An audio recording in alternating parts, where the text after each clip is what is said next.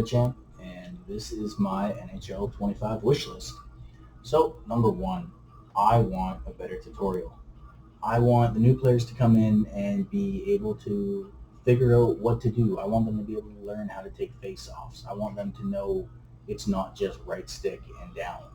I want an actual proper system where they can go in and test stuff and figure it out properly. A proper trainer like there was back in the old shells. I think that'd be a great addition to the game. Here is an example from NHL 20 of how they did the training camps and the practice modes. So you got shooting, passing, defense, face-offs, basic dekes, advanced dekes, and all of these go in depth on how to do the moves and give you a voiceover on which ones do which.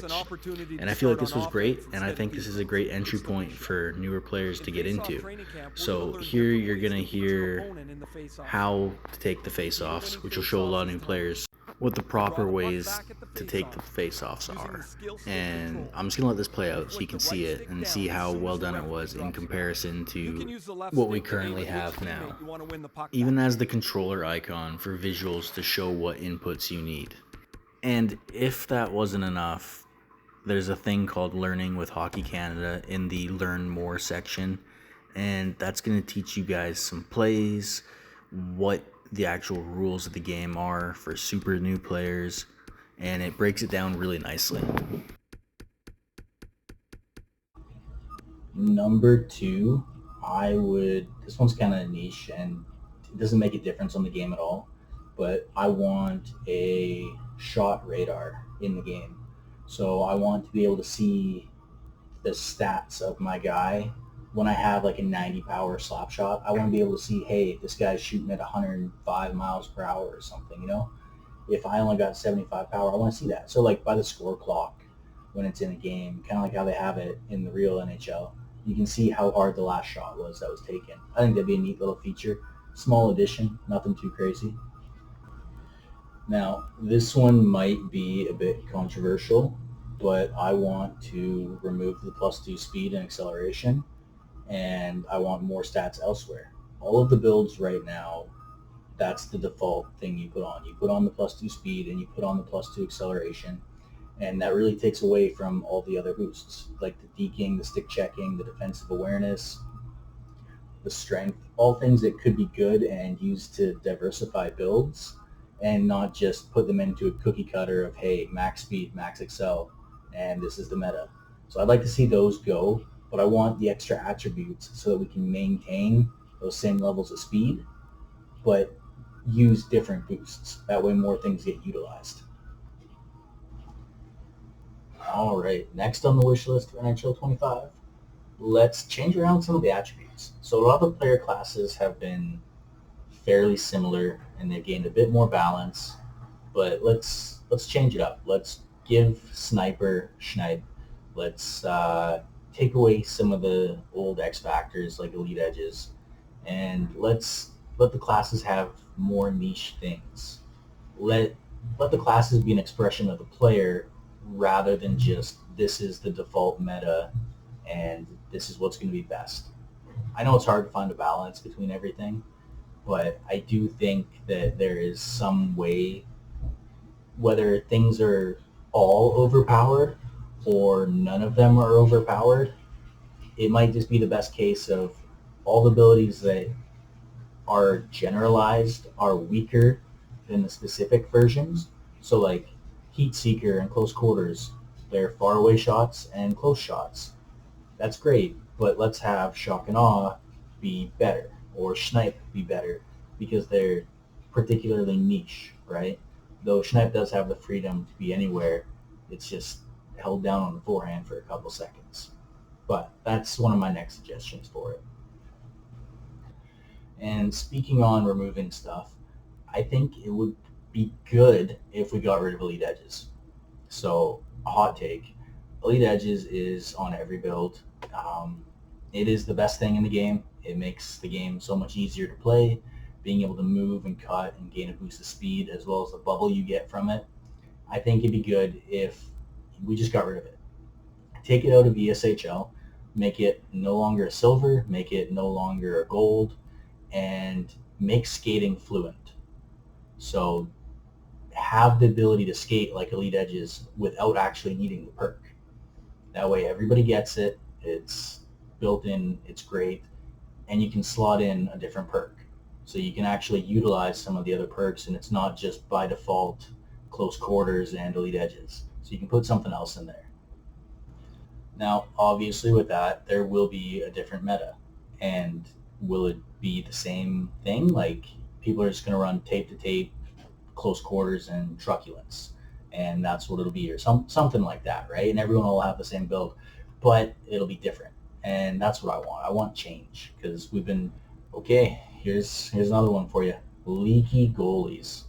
There is no reason why the goalie should be letting in floaters from the wall or the blue line every single game. Let's have some consistency. It shouldn't be every 5 out of 20 shots they're dropping the puck in the net.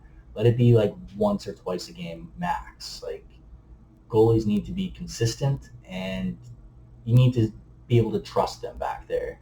It's like playing with Jackson or Lee on defense. You know they're going to get burned every time. So you face a decent team, and you're just you're hung out to dry. So you don't want to be living in fear that your goalie's going to drop the puck into his own net every game. And that would help take away some of the games where it's like you're out shooting the opponent 25-2, but they've got 2 bad ones that Lemon just dropped in the net there, you know? So I'd like to change that and hopefully avoid weaker goalies. Because not everybody has a buddy who will hop in net and play. So best case scenario for that, make them a little bit better. Now, this one should go without saying, but be a pro. Update it. You can't, everyone's going to say it. We don't want another year of pricey pond hockey. That's what they're saying everywhere. You go to the posts, it's, I don't want to pay $80 for pricey pond hockey. Change up the story. Let's get the coach not giving us stuff for scoring 3 goals and saying we're still sucking out there.